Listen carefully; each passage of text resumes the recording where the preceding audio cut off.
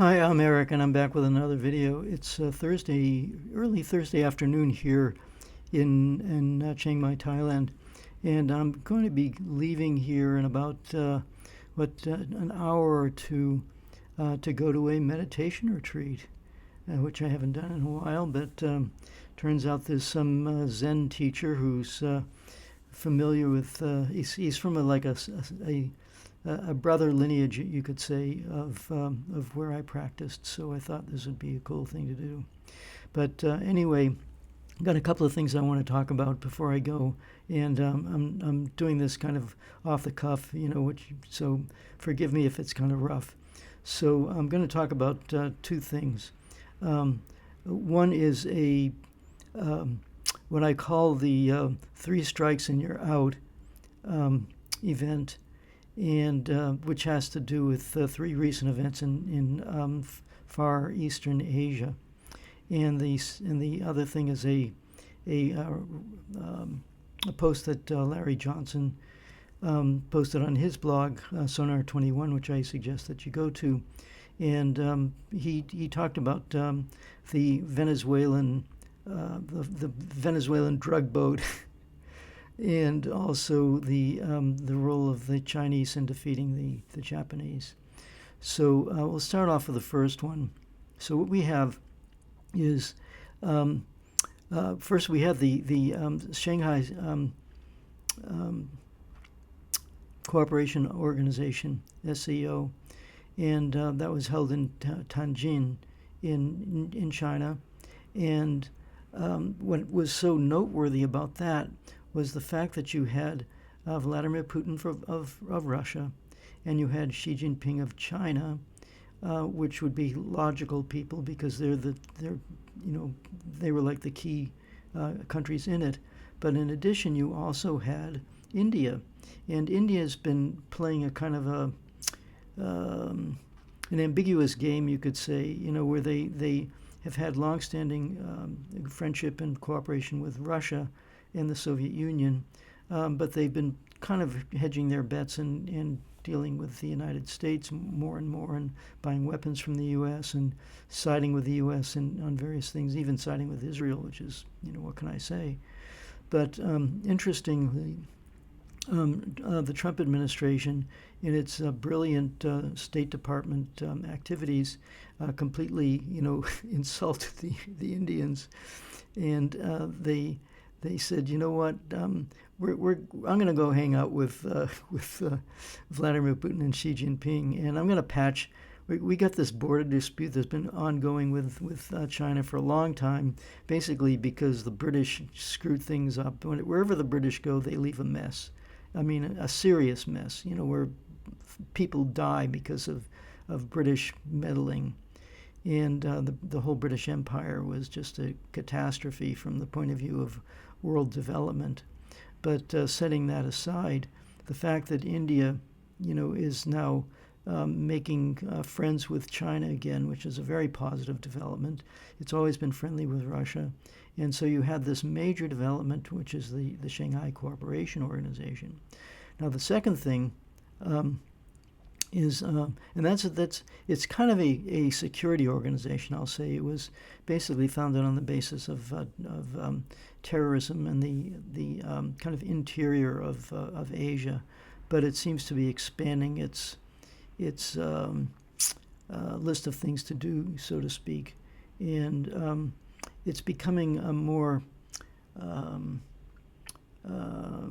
It's not the equivalent of NATO, but it's taking on the tasks of protecting the security of Asia from incursions from the West. Let's leave it at that. Now, the second thing, of course, was the Victory Day parade in Beijing. I happen to have several friends in China. I sent congratulatory messages to them, and I got. One message I got back actually was pretty interesting because I've known this woman, and she's a friend of mine since she was a graduate student, I think, in 2009. I was studying Chinese in Xiamen, this city in southeast China. And So I sent a message to her, and she said, "Hey, Eric, it's really nice to hear from you. And oh, by the way, I've got this daughter, and I'm trying to help her to learn English, and we're really looking for English language teachers to help with Chinese, kids, children learn English." So she said, "Well, how about it?" So I'm giving that some thought. I don't know how I'm going to do it. I'm not crazy about teaching kids and how I get paid and all those things. It's kind of a question. I don't even know why I'm bringing it up, but anyway, it was kind of cool to connect with somebody like that, an old friend. And then another friend of mine was somewhat, she's again from that same period of time, 2009, and we've been good friends for years, and we exchange ideas, and so it was really good to connect with her too.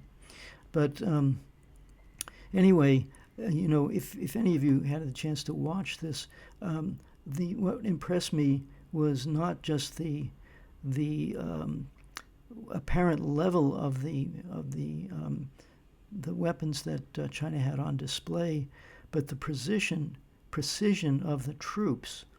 You watch the way they were so disciplined in the way they marched and went through their exercises, and you compare that to the recent American military parade, where they're just kind of sauntering down the street. I just thought the Americans don't stand a chance against these people, because I think the level of morale in China is far higher than it is in the United States. In fact, I was talking with a good friend of mine. This is another old friend of mine from back to 1975, and we and I are both old Zen students. And I was asking him, how are things in the U.S. these days? And he said, well, morale is morale is not high. People are not feeling great. There's anxiety, and there's, I guess I would call it malaise. Jimmy Carter raised this issue, way back in those days, and it hasn't gotten any better. So there's that.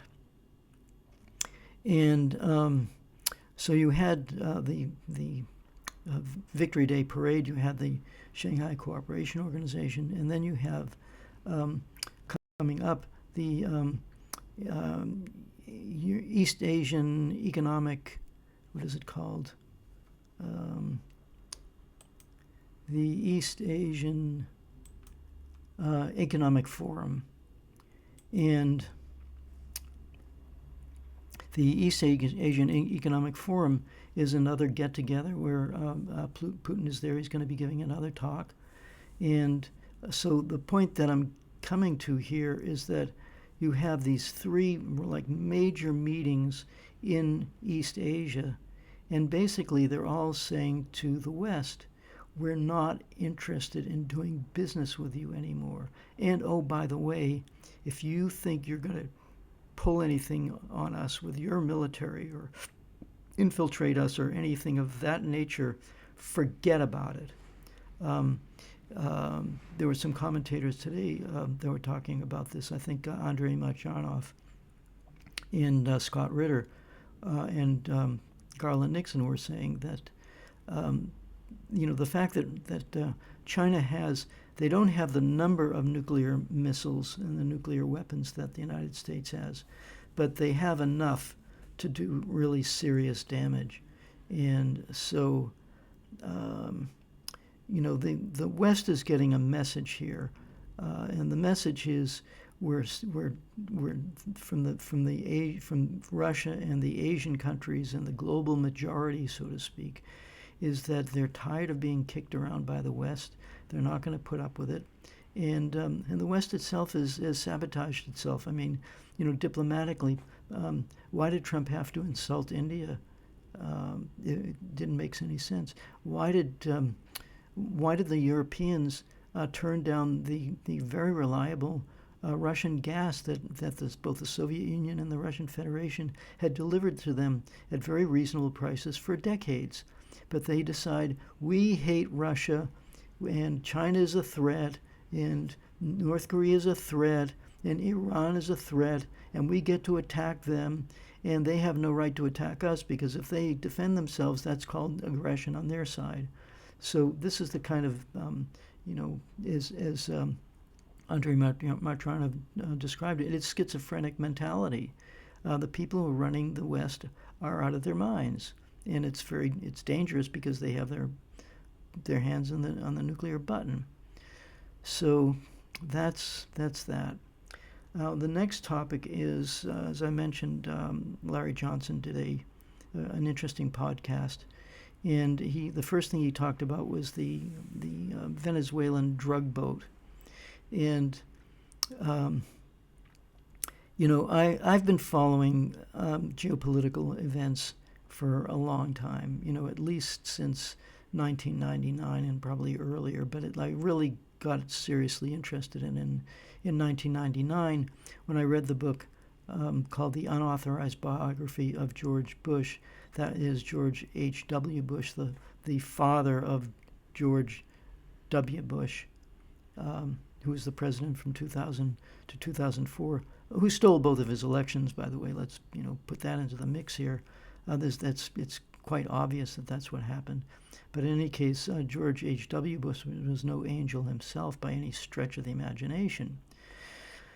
So Trump says, we have to protect ourselves from these the drugs that are coming into our country. So I commented on that, and I said, well, if you want to go after the drug problem in our country, you got to go after the CIA, and you got to go after the money center banks, because the CIA was involved with drug running in what was called the Golden Triangle, which was the borders of Thailand, Myanmar, and Laos.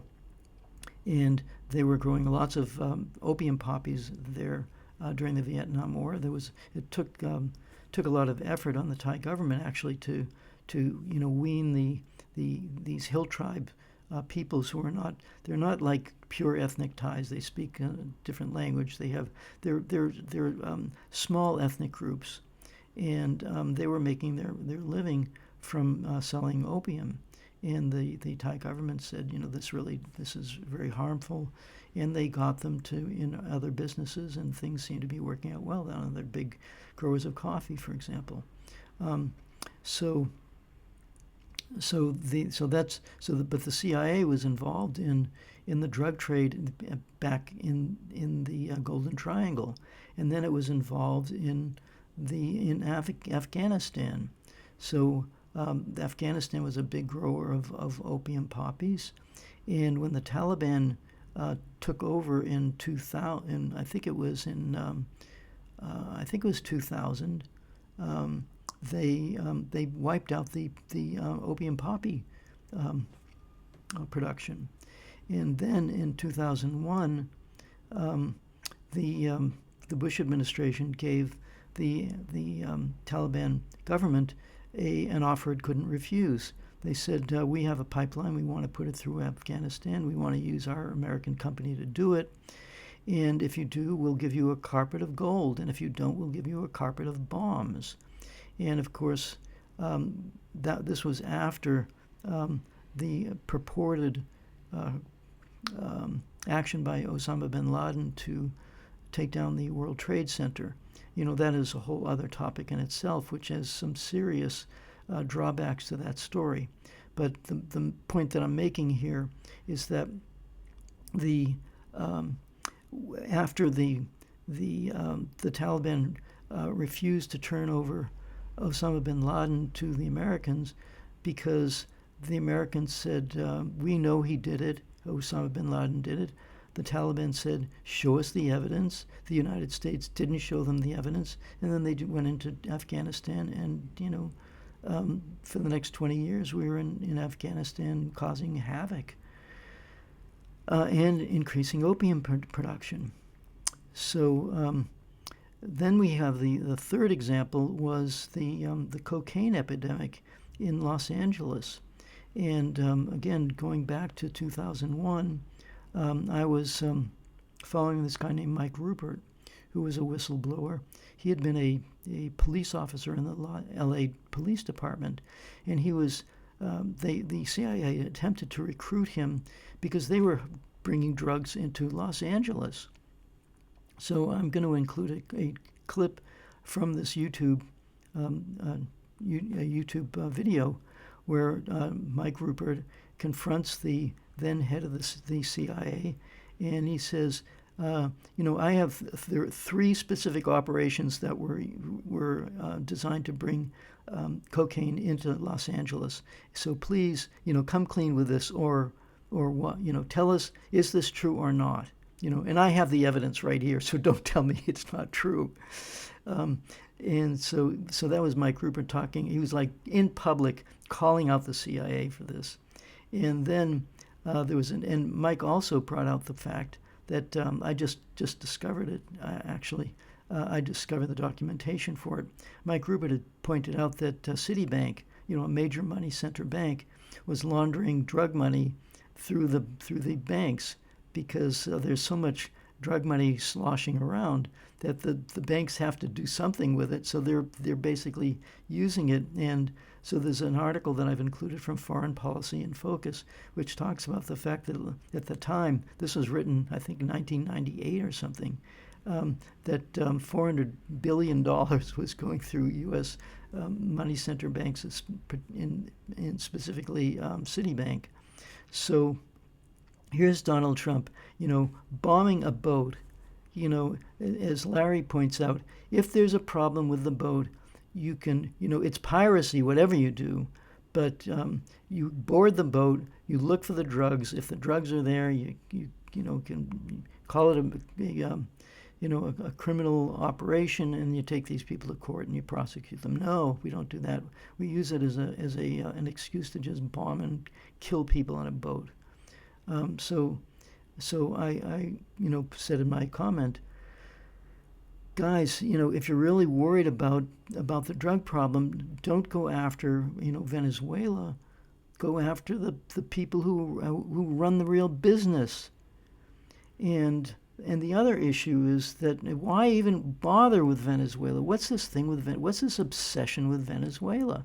Well, it comes down to the debt. The U.S. is deeply, deeply in debt, and they're trying to figure out a way to collateralize that debt. In other words, if you got a house and you got a mortgage, and the mortgage is so much bigger than the collateral in the house, then you got a problem. Or if you've got a business and you got way more debt than you have assets, you've got a problem. You've got to find some assets to put it on your balance sheet.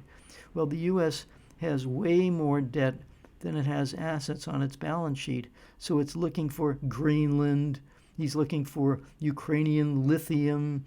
It's looking for Iranian oil. It's looking for Iraqi oil. And of course, it's looking for Venezuelan oil. So that is the real subtext to why they're using this ridiculous excuse to bomb a Venezuelan boat. And they've sent, a submarine. So as if submarines are going to interdict, drug traffic from Venezuela. It's just, this is like pure, what do we call it, 19th century gunboat diplomacy. And it just shows you the retrograde mentality of the people who are running things, and is exemplified in Donald Trump. So there's that aspect of it. And the final thing I wanted to mention is that Trump again said we were so instrumental in defeating the Japanese and saving China from the Japanese. Well, it wasn't really like that. As he points out, 70% of the troops that Japan had in its empire-building adventurism were located in China. The Japanese invaded China in I thought it was 1937. Other people say 1931. But they invaded China. They caused a terrible massacre in Nanjing, killed over 300,000 people. I had heard numbers of 20 million people who died because of the Japanese occupation.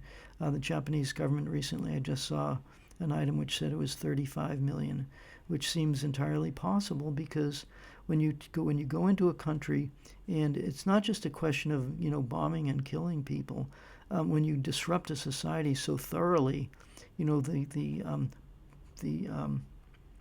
lines of communication, the lines of production, the ability to grow food, the ability to deliver food, those kinds of things. The rise in disease goes up, the difficulty of delivering medicine and medical care goes up. So you're going to see death rates go up dramatically. And that's basically what happened to China, from 1937 to 1945.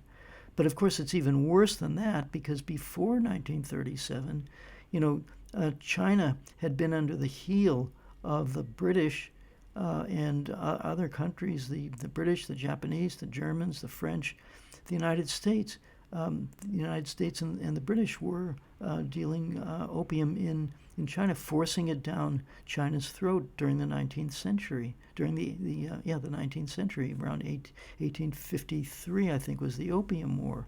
There were more than one Opium War, and the British sent battleships up the river, and they looted a palace. They did really terrible things to China, and by the end of World War II, China's life expectancy at the time was like 49 years old, 49, 50 years old.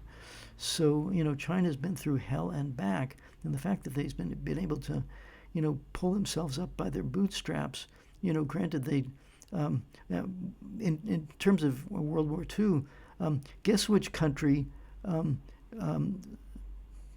slaughtered an entire Japanese army? It was the Soviets, because what happened was in the Yalta Conference, Roosevelt and Churchill said to Stalin, we've got this problem over in Asia, and the Japanese are still fighting this war, and with Soviet Union, after you finish off Nazi Germany, would you do us a favor and go fight the Kwangtung Army, which is in Manchuria? And Stalin complied with that. There was a 1 million person Japanese army, 1 million people, and when you compare the numbers that the U.S. lost in the Japanese War in World War II, it was like far, far lower than what the Soviet Union experienced in its total war. And also, the Soviets defeated a major army in Manchuria, and they were headed to Japan. And the reason why this was a problem for Japan was because whether Japan liked it or not, it was still a capitalist country. It was a fascist country, but it had a capitalist system. And if there's anything that capitalists don't like, it's communism. So they basically said, well, if we have to choose to surrender to the Soviets, who are going to tell us that the emperor, we know what the Russian people did to the emperor of Russia, and we don't want to repeat that. So we'll go to the Americans. Please, America, if you'll just let us keep our emperor, we'll surrender to you. And the Americans said, sure, you can come and we'll take care of you, and we'll put you back on your feet, and then you'll be able to be a proxy for us, and then you'll be able to go and fight China again when you're ready, which is exactly what the situation is right now. So this is the situation that we're in. So I thought it would be useful to comment on these two items. The role of drugs in an American foreign policy, and who's really responsible for it. If the U.S. really wanted to get rid of drugs, they would do some kind of mass drug rehabilitation program.